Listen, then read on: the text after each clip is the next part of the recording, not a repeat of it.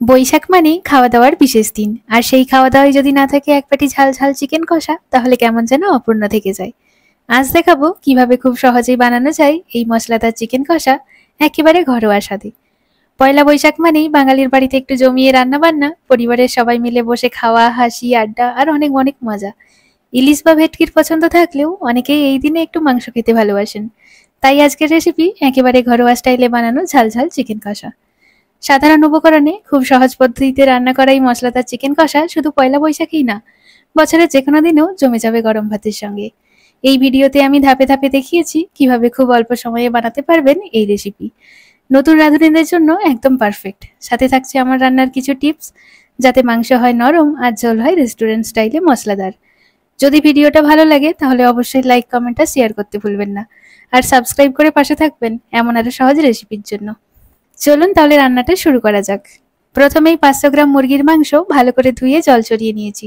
পরিষ্কার আর শুকনো মাংস হলে কিন্তু মশলা ভালোভাবে মেশে। এবার সেই মাংসে দিয়ে দিচ্ছি স্বাদ মতো লবণ, 1 চা চামচ লাল লঙ্কার গুঁড়ো, 1 চা চামচ হলুদ গুঁড়ো আর 1 টেবিল চামচ সর্ষের তেল। সর্ষের তেলটা কিন্তু বাড়তি একটা ঘ্রাণ আর স্বাদ এনে দেবে এই মশলাদার চিকেন কষাই। সব উপকরণ ভালোভাবে হাত দিয়ে মেখে নেব, যেন প্রতিটা টুকরোয় মশলা ঠিকঠাকভাবে মিশে যায়। এরপর এই মাংসটা 30 মিনিট মতো রেখে দেবো ম্যারিনেশনে। যত বেশি সময় থাকবে তত মশলা ঢুকে যাবে ভেতরে, আর রান্নার সময় স্বাদটা হবে আরো দারুণ।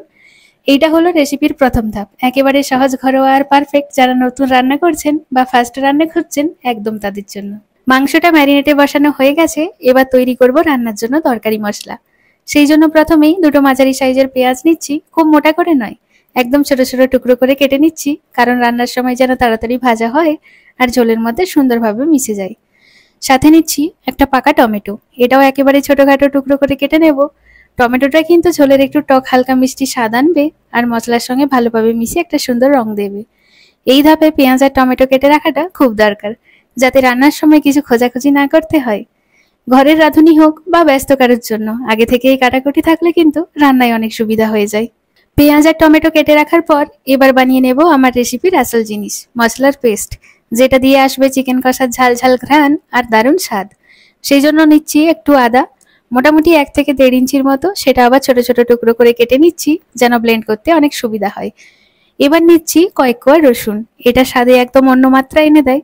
সাথে দিচ্ছি দুটো শুকনো লঙ্কা, যারা বেশি ঝাল খেতে ভালোবাসেন চাইলে আরেকটা বাড়িয়ে দিতে পারেন।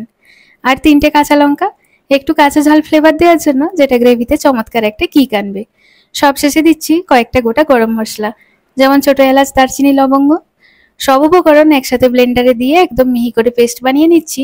এই পেস্টটাই মশলার বেস, এইটা যত সুন্দর করে বানাবেন কষা তত জমবে। এবার রান্নার মূল মঞ্চে নামার পালা। একটা কড়াই গ্যাসে বসিয়ে গরম করে নিচ্ছি, গরম হলে পরিমাণ মতো সর্ষের তেল দিয়ে দিচ্ছি।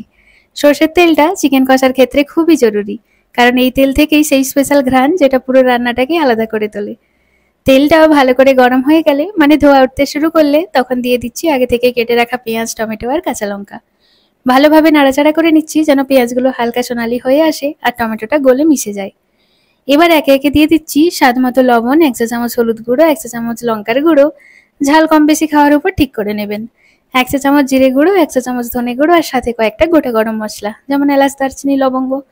সব মশলা দিয়ে আবারও ভালো করে নাড়াচাড়া করে নিচ্ছি, যেন মশলার কাঁচা গন্ধটা চলে যায় আর একটা সুন্দর কষানো ঘ্রাণ বেরোতে শুরু করে। এই ধাপটা কিন্তু খুবই গুরুত্বপূর্ণ, এখানেই মশলার ফ্লেভারটা তৈরি হয়, তাই একটু ধৈর্য ধরে ভালোভাবে কষাতে হবে। পেঁয়াজ, টমেটো আর গুঁড়ো মশলা ভালো করে ভাজা হয়ে গেলে এবার সময় এসেছে সেই বিশেষ পেস্টটা দেওয়ার, যেটা আমি আগেই বানিয়ে রেখেছিলাম আদা, রসুন, শুকনো লঙ্কা আর গরম মশলা দিয়ে। পেস্টটা কড়াইতে দিয়ে ভালো করে নাড়াচাড়া করছি, যেন ওটা পেঁয়াজ আর মশলার সাথে সুন্দরভাবে মিশে যায়। এবার কষানোর পালা। একটু সময় নিয়ে ধৈর্য ধরে এই মিশ্রণটাকে মাঝারি আঁচে কষিয়ে নিচ্ছি। আস্তে আস্তে যখন তেল ছাড়তে শুরু করবে, তখন বুঝে নিতে হবে মশলার পেস্টটা তৈরি। তেল ছেড়ে দিলেই সঙ্গে সঙ্গে দিয়ে দিচ্ছি আগে থেকে ম্যারিনেট করে রাখা চিকেন। চিকেনটা কড়াইতে দিয়ে এখন একদম ভালোভাবে মশলার সঙ্গে মিশিয়ে নিচ্ছি। সবকটা টুকরো যেন মশলার আবরণে ভালো করে কোট হয়ে যায়, সেটাই লক্ষ্য। এরপর আঁচ একটু কমিয়ে কড়াই ঢেকে দিচ্ছি, যেন চিকেনটা নিজের জলেই আস্তে আস্তে রান্না হয় আর সব মশলার স্বাদটা মাংসের ভেতর ঢুকে যায়। এই ধাপটাই যদি সময় দিয়ে আর ভালোভাবে কষানো হয়, তাহলে কিন্তু চিকেন কষার স্বাদ একেবারে রেস্টুরেন্ট স্টাইল হয়ে যাবে। কিছুক্ষণ ঢেকে রাখার পর এবার কড়াইয়ের ঢাকনা খুলে দিলাম। চিকেনটা একদম সুন্দরভাবে সেদ্ধ হয়ে গেছে আর মশলা ঠিকমতো কষানোও হয়ে গেছে। মাংসের টুকরোগুলো থেকে গাঢ় রং বেরোচ্ছে আর পুরো ঘরে ছড়িয়ে পড়ছে একদম মন ভালো করে দেওয়া ঘ্রাণ। এবার আবার একটু নেড়ে চেড়ে নিলাম যেন মশলা আর মাংস পুরোপুরি মিশে যায়। তারপর মাঝারি আছে কিছুক্ষণ ফুটিয়ে নিলাম যাতে গ্রেভিটা একটু গাঢ় হয় আর মশলার সব রসটা মাংসের মধ্যে ঢুকে যায়। ফুটে উঠলে যখন দেখলাম গ্রেভি একদম মাখো মাখো হয়ে এসেছে, ঠিক তখনই উপর থেকে দিয়ে দিলাম এক মুঠো টাটকা ধনেপাতা কুচি। গন্ধটা একেবারে অন্যরকম করে দিল রান্নার। সাথে সাথে গ্যাসটা বন্ধ করে দিলাম।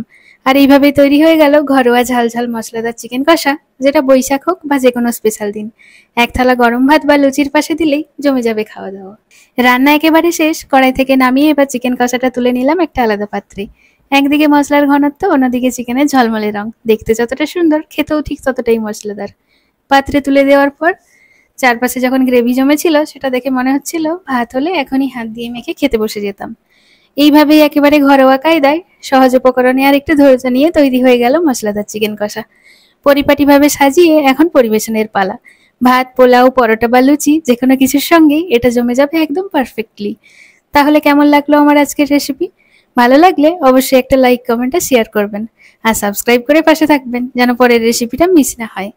দেখা হচ্ছে পরের আরেকটি মজার রান্নার ভিডিওতে। সবাই ভালো থাকবেন, সুস্থ থাকবেন। আজকের মতো টাটা।